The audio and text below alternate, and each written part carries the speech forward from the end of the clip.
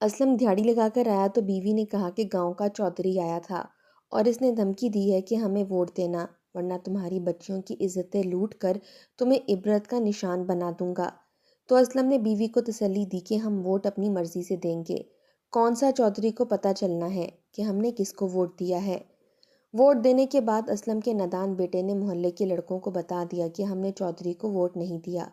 تو جیسے ہی آدھی رات ہوئی تو اسلم اور اس کی بیوی بچے سوئے ہوئے تھے کہ اچانک کمرے سے سسکیوں کی آواز سن کر اس کی آنکھ کھلی تو سامنے کا منظر دیکھ کر اس کی روح لرز گئی۔ وہاں پر اسلم ابھی گھر پہنچا ہی تھا کہ بیوی نے کہا کھانا ذرا جلدی کھا لینا، چودھری صاحب نے اپنے گھر بلایا ہے۔ یہ سن کر اسلم کی تو بھوک جیسے مر گئی تھی۔ اس نے کہا کہ چودھری انور کو مجھ سے بھلا کیا کام ہو سکتا ہے۔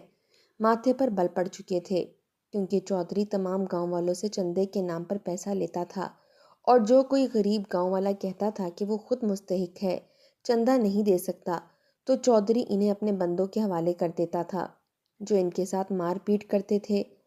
اسلم ایک دیہڑی دار مزدور تھا۔ گاؤں میں جو گھر اینٹوں سے تعمیر ہوتے تھے ان کو وہ بناتا تھا اور وہاں پہ رہنے والے لوگ بس کچے گھروں میں رہنے کے عادی تھے اور مزدوری بھی زیادہ نہیں دیتے تھے۔ چودھری ظالم قسم کا شخص تھا، تمام گاؤں والے اس سے پریشان تھے، لیکن مثال وہی تھی کہ جس کی لاٹھی اس کی بھینس۔ چودھری کی گارڈز کی پورے گاؤں میں دہشت تھی، اس لیے کوئی بھی گاؤں والا چودھری کو کچھ نہیں کہہ سکتا تھا، نہ ہی اس کے ظلم کے خلاف کوئی آواز اٹھا سکتا تھا۔ ایک بار اگر چودھری کہیں سب گاؤں والوں کو اکٹھا ہونے کے لیے کہتا تو لوگ اس کی بات پر لبیک کہتے ہوئے اس کے پاس پہنچ جاتے، اور یہ وجہ چودھری کا اچھا اخلاق یا ہمدردی محبت نہیں تھی بلکہ اس کی دہشت تھی۔ اسلم کو شروع سے ہی وہ چودھری ایک آنکھ نہیں بھاتا تھا، لیکن ظاہر ہے اس نے بلایا تھا تو مجبوراً ہی صحیح، لیکن اسے جانا پڑا۔ اسلم نے کھانا بھی ٹھیک سے نہیں کھایا تھا اور چودھری کی حویلی میں جا پہنچا تھا۔ وہاں سارے گاؤں والے مرد زمین پر بیٹھے سردی میں ٹھٹر رہے تھے۔ یک بستہ ہوا چل رہی تھی، ٹھنڈی یک زمین تھی جہاں پر چادر بھی بچھانے کی زحمت نہیں کی گئی تھی۔ سبھی اس چودھری کی آمد کے منتظر تھے کہ کب وہ آئے اور ان پر ایک نیا حکم صادر کرے۔ ایک گھنٹہ ٹھٹرتی سردی میں سب لوگ بیٹھے چودھری کا انتظار کرتے رہے، پھر اس کے گھر کا اندرونی دروازہ کھلا تھا۔ سامنے چودھری آیا تو سب لوگ سلام چودھری صاحب کے نعرے لگانے لگے۔ چودھری کے دائیں بائیں اس کے دونوں گارڈز موجود تھے۔ چودھری صاحب کلف والے شلوار قمیض میں خود بھی اکڑا ہوا تھا، سر پر پگ پہن رکھی تھی، اپنی مونچھوں کو بل دیتے ہوئے کہنے لگا کہ جانتے ہو نا کل ووٹ ڈلنا ہے۔ سبھی چودھری کی بات سمجھ گئے تھے اور ایک دوسرے کو دیکھ کر اپنی نظریں چرانے لگے۔ اندر سے کوئی بھی چودھری کو ووٹ دینے کے لیے تیار نہ تھا۔ چودھری نے کہا کہ کل جب ووٹ ڈلے تو تم لوگ میرے انتخابی نشان پر ہی ٹھپا مارنا، ورنہ دوسری صورت میں تم لوگ اچھی طرح جانتے ہو کہ میں کیا کر سکتا ہوں۔ یہ سننا تھا کہ اسلم کھڑا ہو گیا، کہنے لگا چودھری صاحب معذرت کے ساتھ میں یہ کہنا چاہتا ہوں کہ ووٹ ہمارا حق ہے اور ہمیں حق حاصل ہے کہ ہم اپنی مرضی سے جسے چاہے ووٹ دیں۔ اس کے لیے آپ کا ہمیں زور زبردستی کرنا اور مجبور کرنا قانون کے خلاف ہے۔ یہ سن کر چودھری کی گھورتی ہوئی نظر اسلم پر پڑی تھی۔ اس نے اس وقت تو اسلم سے کچھ نہیں کہا، کہنے لگا ٹھیک ہے، جسے چاہے ووٹ دو۔ میں تو یہ چاہتا تھا کہ اگر مجھے ووٹ مل جاتا تو گاؤں میں اسکول تعمیر کرواتا جہاں تم لوگوں کے بچے پڑھتے، ایک ہاسپٹل تعمیر کرواتا جہاں تم لوگوں کا علاج ہو سکتا۔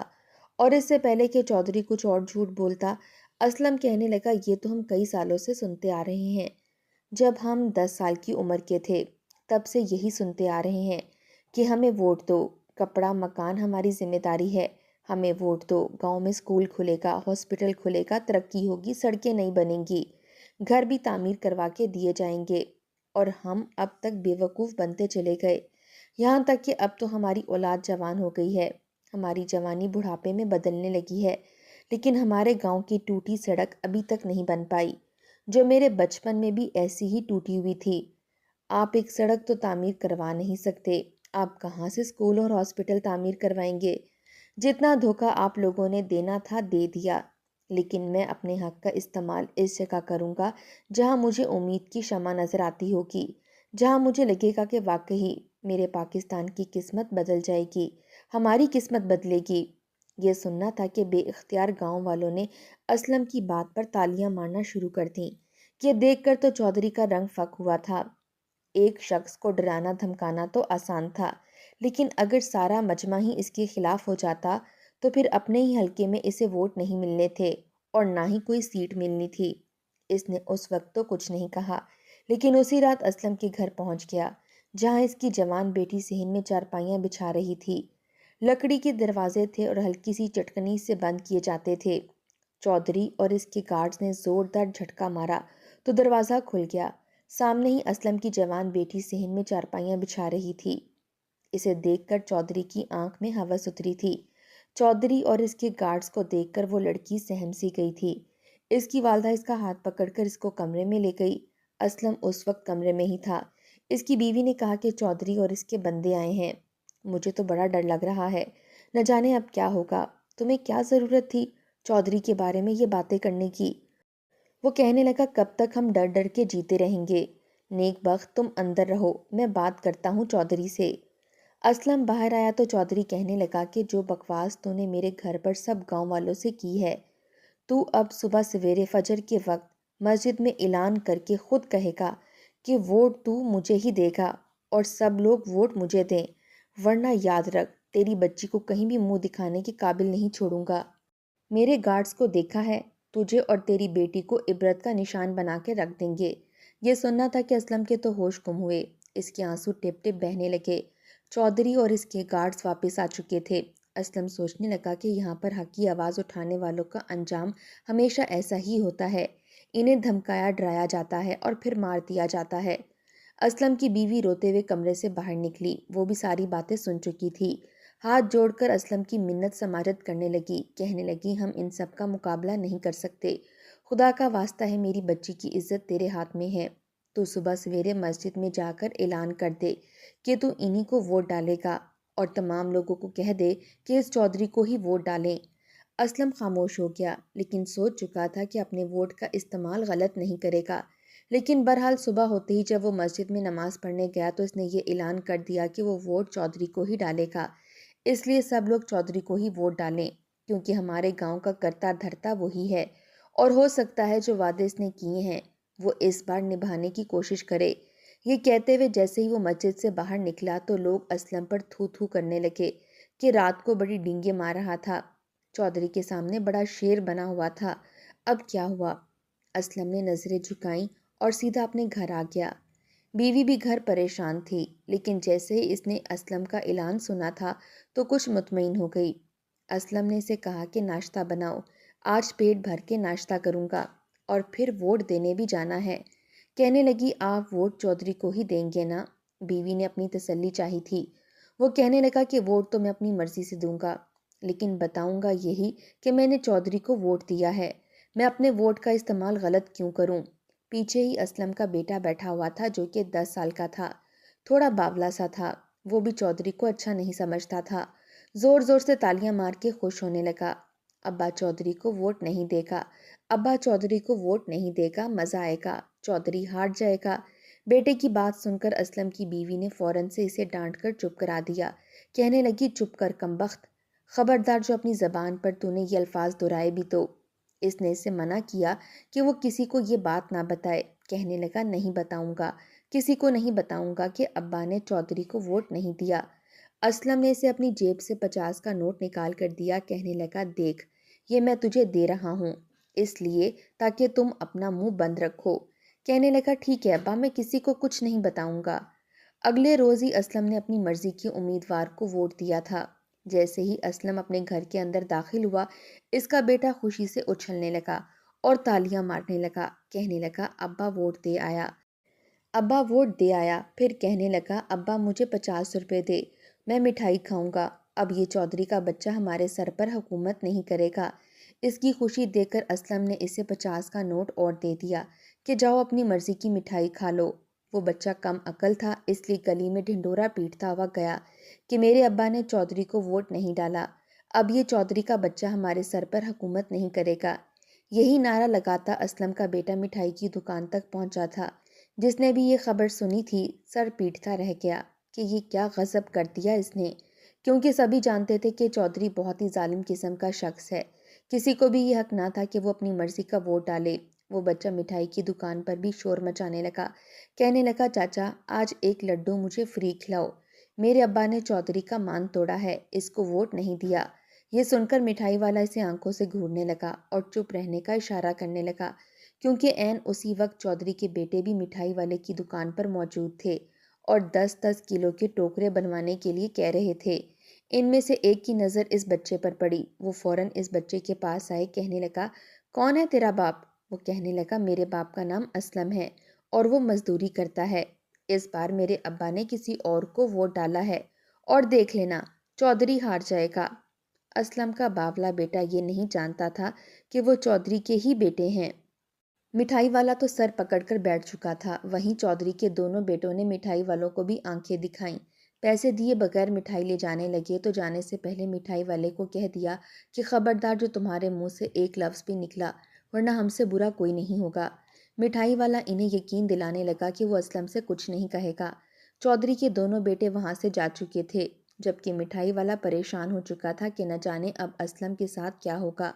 اسلم کا باولا بیٹا تو خوشی خوشی لڈو کھاتا ڈھنڈورا پیٹتا گھر پہنچا تھا، جا کر وہ لڈو اپنی ماں اور بابا کو دیے اور خوشی خوشی بیٹھ کر کھانے لگا۔ چودھری کے بیٹے جیسے ہی نظروں سے اوجھل ہوئے تو مٹھائی والے کا دل چاہا کہ وہ اسلم کے گھر جائے اور جا کر اسے آگاہ کرے کہ اس کے پاگل بیٹے نے اس کے لیے کتنا بڑا خطرہ کھڑا کر دیا ہے، مگر پھر کچھ سوچ کر خاموش ہو گیا کہ اگر غلطی اس کی ہے تو بھگتے بھی اب وہ خود ہی، کہیں وہ بتانے جائے اور چودھری کے لوگ اسے ہی نہ عبرت کا نشان بنا دیں۔ سب جانتے بوجھتے بھی وہ خاموش ہو چکا تھا۔ اسلم اپنی بیٹی اور بیوی کے ساتھ بیٹھا ہوا مٹھائی کھا رہا تھا۔ ایک عجیب سی بے چینی تھی جو اس کے دل میں ہو رہی تھی۔ اس کا بیٹا صحن میں ہی بیٹھا کنچوں کے ساتھ کھیل رہا تھا اور بیٹی ماں کے ساتھ کچن میں کھانا بنا رہی تھی۔ ایک خطرہ سا اس کے دل میں سر اٹھانے لگا تھا کہ کہیں کچھ غلط نہ ہو جائے۔ اس نے چودھری کے علاوہ کسی اور کو تو ووٹ دے دیا ہے، لیکن اگر اس کے باوجود چودھری جیت گیا تو پھر کیا ہوگا؟ بہرحال اس نے مثبت سوچنے میں ہی بہتری جانی۔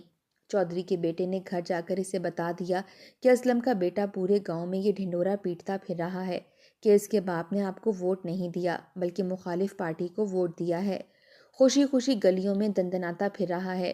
یہ تو ہم تھے جنہوں نے وقت پر سن لیا۔ یہ سن کر تو چودھری طیش میں آ چکا تھا، اپنے بیٹوں سے کہنے لگا کہ بس مجھے پہلے ہی پتا تھا کہ یہ کچھ نہ کچھ گڑبڑ ضرور کرے گا، میری دھمکی کے باوجود اس نے میری بات نہیں مانی، اب دیکھنا میں اس کا کیا حشر کرتا ہوں۔ اگر اس نے ایسا کیا ہے تو گاؤں کے باقی لوگوں نے بھی یقیناً ووٹ میں ڈنڈی ماری ہوگی، اب یہ نہیں بچنے والا میرے ہاتھوں سے، بس اعلان کا انتظار ہے۔ چودھری اپنے معزز کارکنان کے ساتھ بیٹھا اعلان کا انتظار کر رہا تھا، چونکہ سارے گاؤں کی اکثریت نے چودھری کے ڈر سے اسے ہی ووٹ دیا تھا، اس لیے چودھری اس گاؤں میں جیتا تھا۔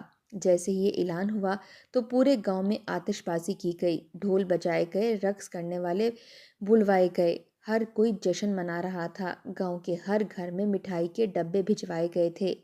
اسلم کے گھر بھی مٹھائی دینے کے لیے لوگ آئے۔ اسلم نے گہری سانس خارج کر کے وہ مٹھائی لینے سے انکار کر دیا۔ کاش باقی لوگ بھی یوں ہی کرتے، سب متحد ہو کر چودھری کے خلاف آواز اٹھاتے، چودھری کے منہ پر کہہ دیتے کہ ہم اس کے ساتھ ہیں، مگر ووٹ ڈالتے ہوئے وہ کسی اور پارٹی کو دے دیتے تو شاید ہمارے حالات بدل جاتے، کم از کم اس کم ظرف چودھری سے تو جان چھوٹ سکتی تھی، مگر ایسا نہیں ہوا تھا۔ اسلم پریشان سا ہو چکا تھا۔ وہیں اسلم کا 10 سالہ بیٹا بھی اس کے پاس آیا اور کہنے لگا کہ ابا تم نے تو چودھری کو ووٹ دیا ہی نہیں، پھر یہ چودھری کیوں جیت گیا ہے؟ اسلم تو بس گہری سانس خارج کر کے رہ گیا کہ نہ جانے یہ لکیر کی فقیر عوام کس روز سدھرے گی، کب یہ بغیر کسی خوف و خطرے کے ووٹ دے گی، اپنے حق کی خاطر کھڑی ہوگی۔ بہرحال رات ہو چکی تھی۔ کھانا کھانے کے بعد اسلم اور اس کی بیوی اپنے کمرے میں سونے کے لیے چلے گئے، جبکہ اسلم کی بیٹی اور بیٹا الگ کمرے میں سونے کے لیے جا چکے تھے۔ چودھری جیت چکا تھا مگر اب وہ اسلم کو سبق بھی سکھانا چاہتا تھا، دکھانا چاہتا تھا کہ اس کی بات نہ مان کر اسلم نے کتنی بڑی غلطی کر دی ہے۔ آدھی رات کو اس نے اپنے ایک خاص بندے کو اپنے ساتھ لیا اور اسے لے کر اسلم کے گھر کی جانب جانے لگا۔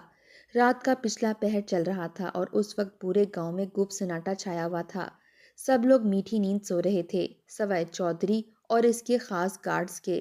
دونوں چلتے ہوئے اسلم کے گھر کے باہر پہنچے۔ پرانے بوسیدہ سے دروازے تھے، دیواریں بھی کچھ خاص اونچی نہیں تھیں، کیونکہ اس گاؤں میں کسی قسم کا چور اچکا نہیں آتا تھا، سبھی لوگوں میں بڑا ہی پیار اور محبت تھی۔ لوگ دوسروں کے سامان کی بھی یوں ہی حفاظت کرتے تھے گویا کہ وہ اپنی شے ہو۔ دیوار اتنی نیچی تھی کہ آرام سے دیوار پھلانگ کر کوئی بھی اندر اتر سکتا تھا۔ چودھری نے اپنے خاص بندے کو گھر کے باہر ہی کھڑا رکھا تاکہ وہ نگرانی کرے، اور خود وہ دیوار سے اندر کود چکا تھا۔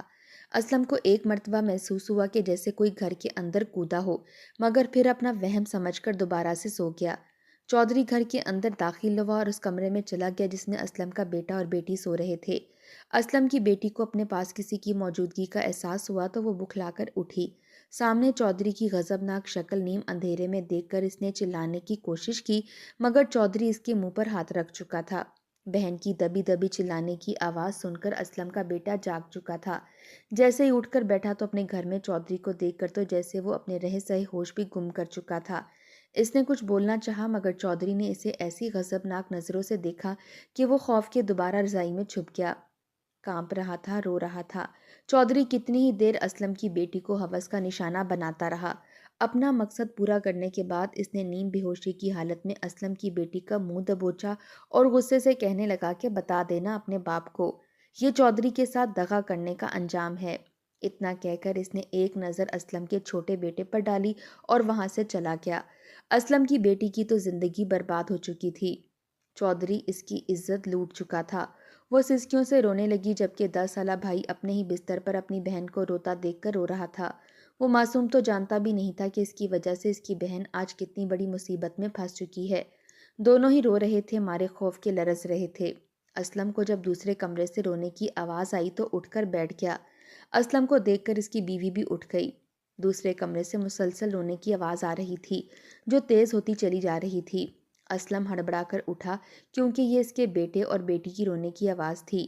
جیسے ہی وہ دروازہ کھول کر اندر اس کمرے میں آئے تو سامنے کا منظر دیکھ کر انہیں حیرت ہوئی تھی، کیونکہ سامنے کمرہ اندھیرے میں ڈوبا ہوا تھا۔ روشنی جلائی تو بستر پر اس کی بیٹی اور بیٹا دونوں ہی بیٹھے سسک کر رو رہے تھے۔